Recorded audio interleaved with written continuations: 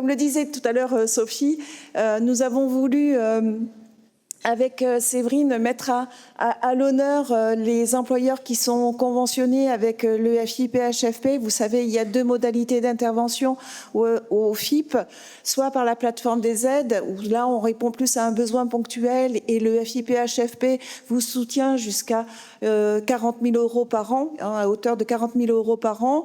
Et puis il y a le biais des conventions.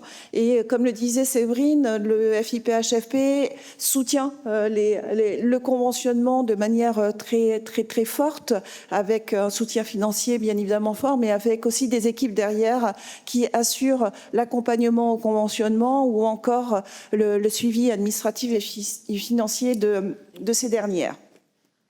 Donc, on a un taux de conventionnement, cela a été dit par le secrétaire général, cela a été dit aussi par Monsieur Blanc de la Caisse des dépôts et des consignations. On a un taux de conventionnement à La Réunion qui est quand même assez exceptionnel.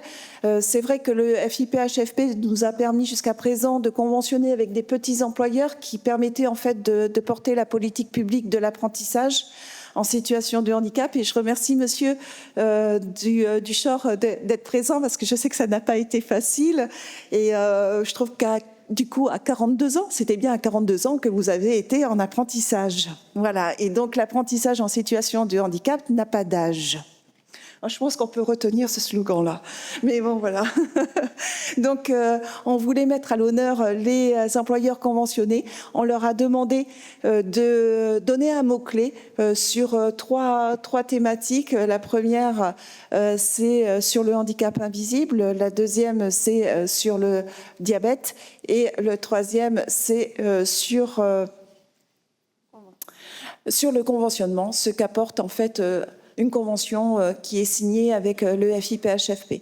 Voilà, donc vous avez ici même les mots qui ont été donnés sur les 27 employeurs qui sont conventionnés avec le FIPHFP. Voilà, donc sur le conventionnement, engagement, inclusivité, productif, pudeur, soutien, accompagnement en gros. Donc j'imagine que c'est un mot qui a été plusieurs fois utilisé. Le possible, le challenge, parce que c'est vrai que passer une convention, ce n'est pas simple dans la mesure où cela engage l'employeur sur du long terme et sur une stratégie handicap, sensibilisation, aventure.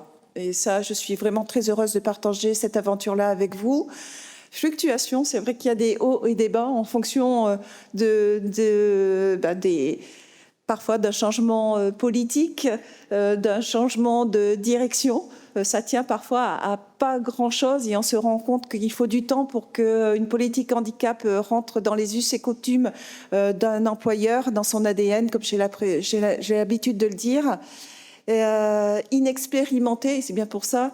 Alors je ne sais pas trop qui a écrit ça, mais en tout cas, de l'inexpérience se crée l'expérience et notamment aussi par le partage et le réseau des référents handicap et des employeurs qui sont conventionnés, parce que c'est vrai qu'il y en a beaucoup d'entre vous qui travaillez ensemble pour essayer de prendre les bonnes idées, les bonnes pratiques qui sont faites, qui sont réalisées chez les uns et chez les autres.